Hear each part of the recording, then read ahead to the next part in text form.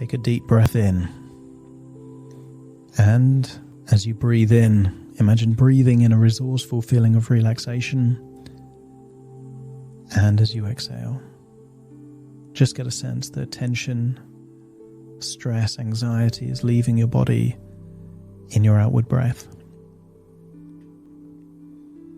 As you breathe in and breathe out, just allow, if it's safe to do so, your eyelids to close.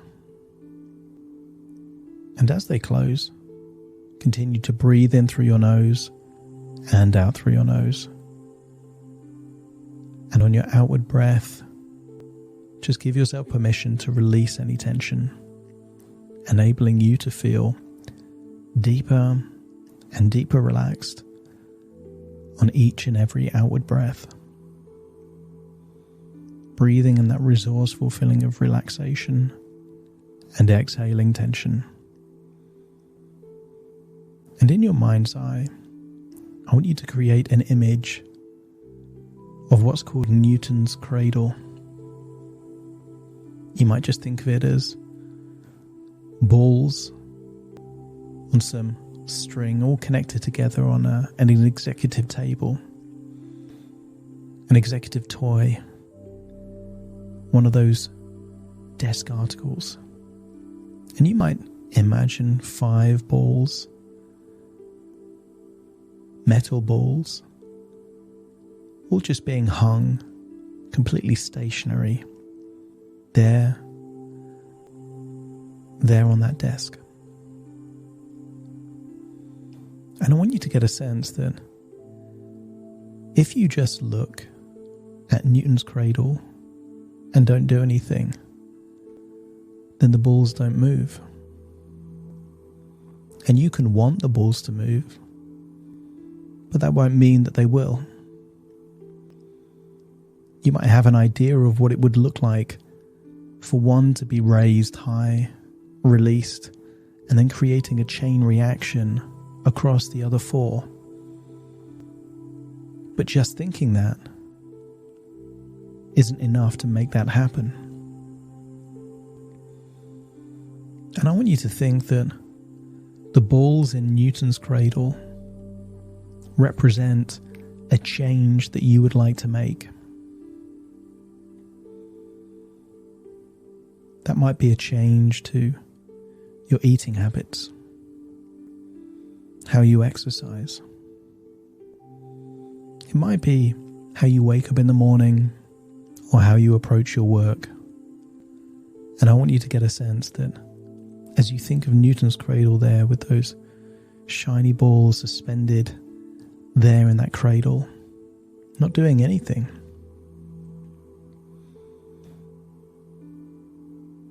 that's exactly like your change. But I also want you to accept that as you think about that cradle, you know what would happen if you just picked up one of those balls and you raised it high, and you know that if you release it, then a single ball at the opposite end of the cradle will then rise up in the air. And as it falls down, it will then create the opposite ball to rise and fall. And while the initial effort to lift that original ball might be insignificant, it creates a chain reaction. It creates a chain reaction where more happens as a result of that initial effort. I want you to imagine what it would be like if you lifted 2 balls up and then released them. And perhaps you already know that then 2 balls would raise on the opposite side of Newton's cradle.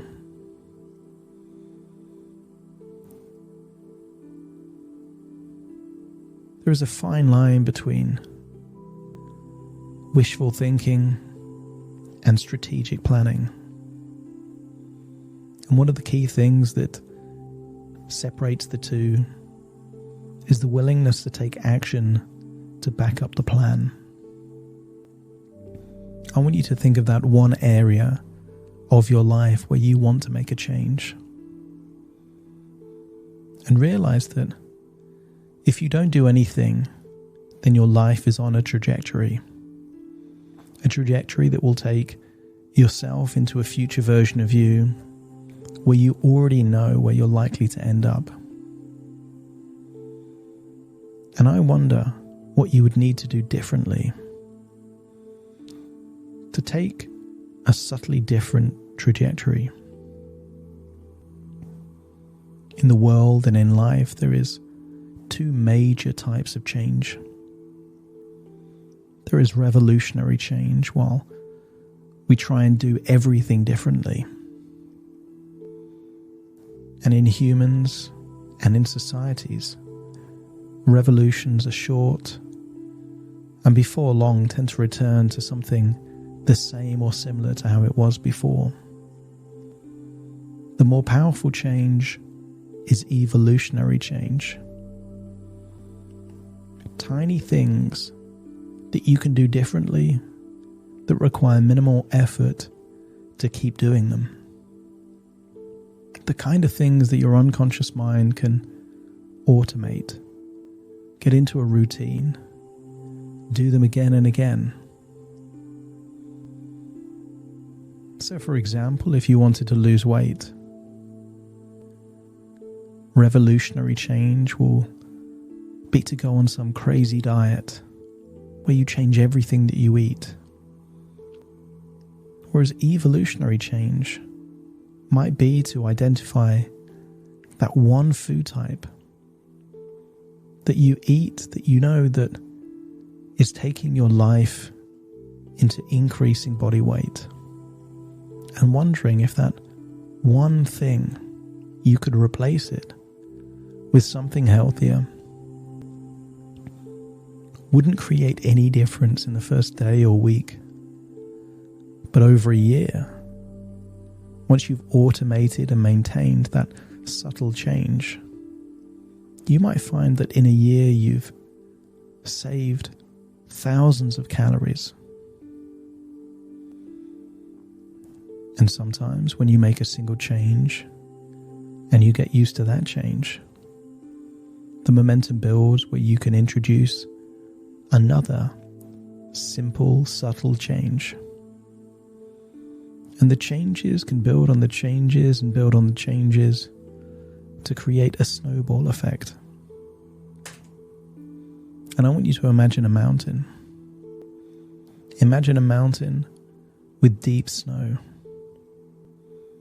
And imagine yourself at the top of that mountain. Imagine a high mountain with valleys and just countryside far, far below. And create the idea of what it would be like to make a tiny snowball. And then imagine rolling it down the top of that mountain.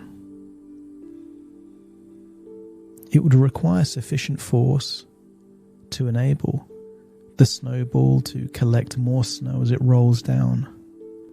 But assuming you pass that point of threshold, it reaches a point where the weight of the snowball is enough to allow gravity to keep it rolling down that mountain, collecting more and more snow as it gathers pace, until you have an unstoppable snowball racing down the mountain.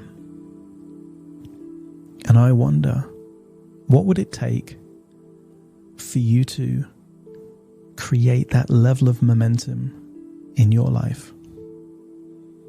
What would you need to do to get the ball rolling in the right direction? The initial burst of energy. And what you find is that that's where discipline and motivation are at their most valuable, because at that point in time, you're doing something against the grain, against friction, against inertia.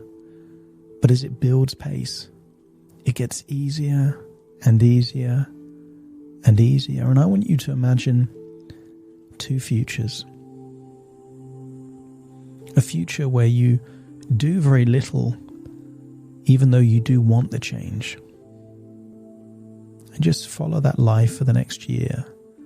Your life, where you know what you want to do, but you're not doing too much to support it.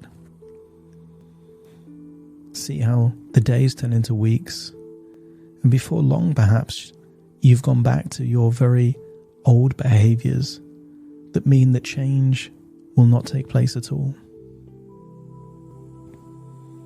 And then imagine a different future, where the first few days or weeks are supported by massive action, focused determination, the discipline required, not forever, but just at the beginning. What would you need to do today, tomorrow, this week? What does massive action even look like in this key area of your life?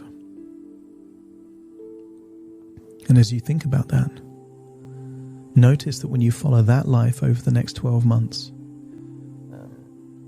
isn't it the case that you end up as a very different person? That key area of your life, you did indeed make the change you wanted to make. That the laws of inertia and momentum have been applied for you rather than against you. I want you to get a sense that not only that you could do these things, but what would it be like for you to actually do these things? Where would you need to be? Who would you need to work with? Do you need to buy anything to support this decision? Do you need to make a public commitment to someone else to hold you to account, to ensure you do the thing you say you're going to do? Change is simple and yet complex. But the laws of change mean that effort or force is required to change the default trajectory. Imagine that your life is on autopilot and you're using manual control to fight against the autopilot to take you to a new destination. Don't you need to know what that new destination is? And don't you need to be consistent until you're naturally flying in that way? I want you to imagine that you are unlocking all of the resources necessary for you to be that version of you that will back up your intention with effort. Realizing that when you pass the point of threshold, when your brain accepts that this is part of your everyday life, that you won't back away from this goal, this resolution, this intention. When you pass that point, it just happens by itself. And you know that to be true because as you look inwards in your life, so many of the things that you do daily, you don't think about. Maybe you brush your teeth daily. Maybe you have a routine for your health or beauty, how you dress yourself. And just realize that there is at least one person in the world that doesn't do that thing that you do automatically. But to begin with, it required effort until the subconscious took over. You are playing a game of chicken with your subconscious mind. And who will flinch first? The conscious or the subconscious? When you resolve to make that change, back it up with clear, consistent actions, behaviors, thoughts, and beliefs, it reaches a point where the subconscious mind doesn't fight, but it accepts. It arrives at the conclusion that if you're going to do this thing, I may as well help you. And at that point, your effort and your struggles can disappear. As at that point, your subconscious mind does the heavy lifting. And it only requires your conscious involvement if there is a strategy change in your approach. Have a clear idea of what you will be like 1 year from now if you commit to this change. See that version of you with all the benefits that change will give you. And know that you have the resources to become that person. Now I want you to return to the present, focusing on my voice. Take a deep breath in through your nose and out through your nose. Just wiggle your fingers, wiggle your toes. Get a sense that you're in your own physical body right now, because very soon I will count from 1 to 10 to awaken you. You will awaken feeling resourceful, motivated, absolutely committed to this one key change that you want to make in your life. Starting to count to awaken you. 1, 2, 3, waking up. 4, 5, 6, more alert. 7, 8, open your eyes, open your eyes. 9, 10, wide awake, wide awake, wide awake.